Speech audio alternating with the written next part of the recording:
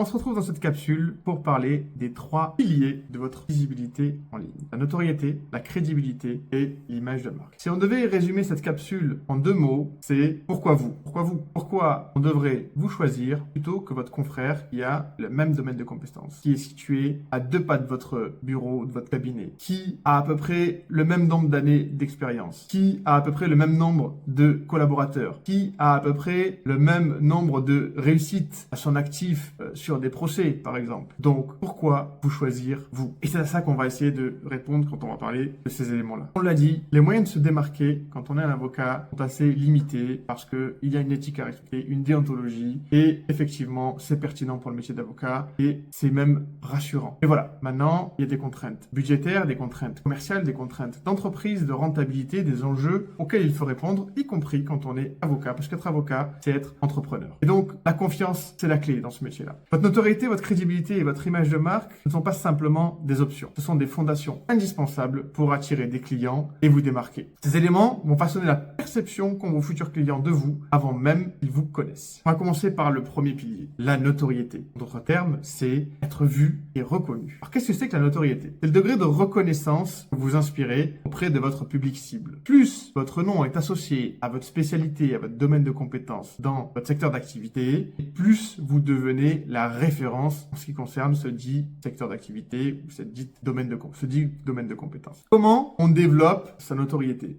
Eh bien, pour faire simple, il faut être présent partout, sur le plus d'endroits possible, communiquer le plus possible, le plus régulièrement possible. Par exemple, vous avez une présence sur toutes les plateformes des réseaux sociaux, sur les plateformes, les annuaires locaux ou la fiche d'établissement Google, qui est aussi l'annuaire local de Google, qui est un mini réseau social en soi, on y reviendra, sur votre site internet, sur des blogs qui sont eux-mêmes de notoriété, communiquer aux endroits où les personnes placent leur confiance, qui ont déjà des blogs, des supports, des plateformes qui ont déjà des visiteurs, communiquer des articles de blog sur votre blog, sur ces plateformes-là. Faites des vidéos, des webinaires, le maximum de contenu au maximum d'endroits visibles pour être le plus cité, le plus reconnu et augmenter votre notoriété, établir votre notoriété. Également, passer par des campagnes publicitaires ciblées. L'idée, c'est vraiment d'être présent partout et apporter du contenu de qualité de manière récurrente pour devenir la référence dans son domaine et démontrer à tous son expertise. Le deuxième pilier, la crédibilité. En d'autres termes, inspirer confiance. Pourquoi est-ce crucial pour un avocat d'inspirer confiance? Le choix d'un avocat, c'est une décision délicate. En général, on vient répondre à des problématiques douloureuses, qui sont parfois professionnelles, parfois personnelles, mais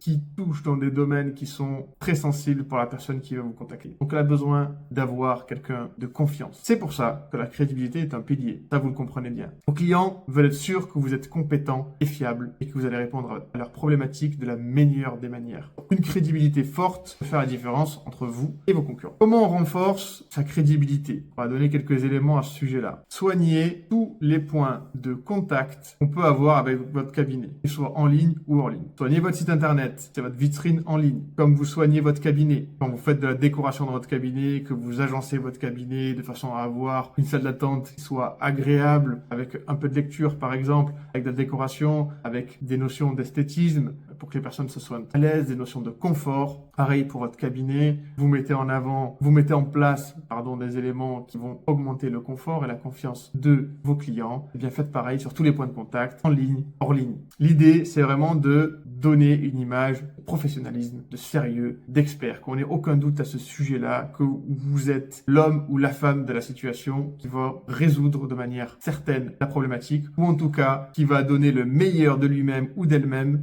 pour répondre à la problématique. C'est ça que le client doit sentir. Par ailleurs, vous pouvez mettre en avant les témoignages clients. Alors, c'est un sujet qui est un petit peu délicat par rapport à la déontologie. Néanmoins, dans la pratique, c'est quelque chose qui se fait beaucoup. Mettre en avant les témoignages de ses clients, les retours positifs. C'est un levier, c'est un biais cognitif, comme on dit en psychologie sociale. Beaucoup d'éléments marketing sont basés sur la psychologie sociale et on a plus tendance à faire confiance en quelqu'un pour lequel beaucoup d'autres personnes ont eu des retours positifs, ont eu des expériences positives, ce qu'on appelle la preuve sociale. Et vous pouvez également présenter toutes vos qualifications et succès passés, vos diplômes, vos certifications, les décisions que vous avez réussi à obtenir dans des cas de figure compliqués au tribunal, des décisions inattendues par exemple qui ont été décrocher, j'ai envie de dire, par rapport à votre expertise et par rapport à un dossier rondement mené. En d'autres termes, mettez un maximum d'efforts sur les points de contact que peut avoir n'importe qui, un prospect, un client avec votre cabinet, en ligne, hors ligne. Soignez-les, essayez de mettre un maximum d'éléments qui vont augmenter votre crédibilité, montrer votre professionnalisme et rassurer, en un mot, les prospects et les clients. On finit enfin avec l'image de marque. L'image de marque, c'est vraiment là où va se jouer la différenciation, à proprement parler. Pourquoi? Parce que l'image de marque, c'est ce que les gens retiennent de vous. Qu'est-ce qu'ils vont retenir de vous après avoir eu une expérience avec vous, de contact direct ou de contact avec l'un des points de contact de votre entreprise, votre site internet, votre page atterrissage, votre espace dans un annuaire qui parle de vous, cet article de blog qu'il a trouvé sur un site de confiance ou sur votre propre blog personnel. L'image de marque, c'est qu'est-ce qu'il reste de vous une fois qu'on a communiqué avec vous, une fois qu'on a vu, lu vos communications. Votre image de marque est censée refléter vos valeurs, votre expertise, votre approche professionnelle dans le domaine de compétences ou dans les domaines de compétences dans lesquels vous exercez. En d'autres termes, c'est quelle est votre vision? Vous faites du droit du travail, du droit social, vous faites du droit des affaires, ok, très bien, comme un autre. Mais quelle est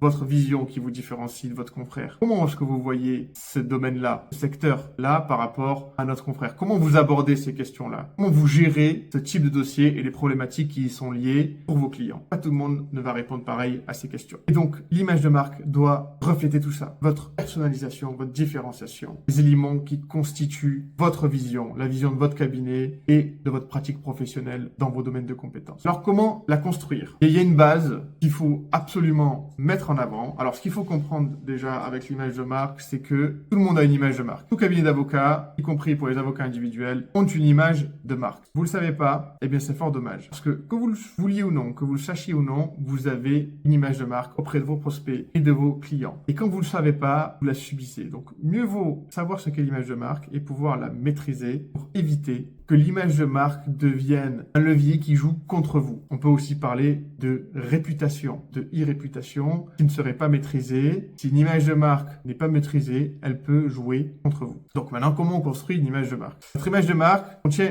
une base qui est incontournable, c'est votre identité visuelle. Souvent, l'identité visuelle se compose d'un logo et de plusieurs éléments graphiques. Tous ces éléments-là doivent être cohérents, doivent être esthétiques et doivent représenter un maximum dont on a parlé précédemment, c'est-à-dire votre vision, c'est-à-dire votre différenciation, vos valeurs, à minima. Évidemment, pour ça, mieux vaut faire appel à un professionnel qui va venir rassembler tous ces éléments-là qui constituent vos différences, qui constituent vos expertises, vos valeurs, votre vision, qui vous est propre, pour la retraduire, la retranscrire dans des éléments graphiques qui vont constituer votre logo et votre identité visuelle. C'est en grande partie, à ça que les gens vont se référer quand ils vont se rappeler de vous. Je vais vous donner un chiffre rapidement sur l'identité visuelle. Savoir qu'à partir de l'âge de 3 ans, un enfant est capable de retenir des logos sans savoir spécifiquement quel est le nom de la marque, mais en tout cas, le logo est retenu très facilement. D'où l'importance de l'identité visuelle, car ça a un enjeu sur l'inconscient et donc sur comment on se rappelle de vous. Affirmez vos valeurs, l'intégrité, l'écoute, la disponibilité, toutes les qualités qui vous semblent essentielles dans le domaine du juridique et que vous pensez mettre le plus en avant pour votre métier. Votre image de marque doit aussi refléter ça, en plus de votre identité visuelle évidemment. Et vous devez être actif sur les bons canaux, les canaux qui sont pertinents pour vous et qui sont en adéquation évidemment avec vos principes, vos valeurs, votre éthique. En conclusion, la notoriété attire des clients, la crédibilité les rassure et l'image de marque les fidélise. Ces trois éléments, ces trois piliers bien travaillés vont faire de vous non seulement un avocat visible, mais surtout un avocat incontournable. À travers cette formation, nous allons vous guider pour structurer ces piliers, comment concrètement les appliquer à votre visibilité en ligne, à travers les outils digitaux qui sont à votre disposition pour maximiser votre impact. Cette vidéo vous a plu? Vous voulez aller plus loin? Si c'est le cas, je vous invite à prendre rendez-vous avec l'un de nos experts avec le lien juste en dessous de cette vidéo.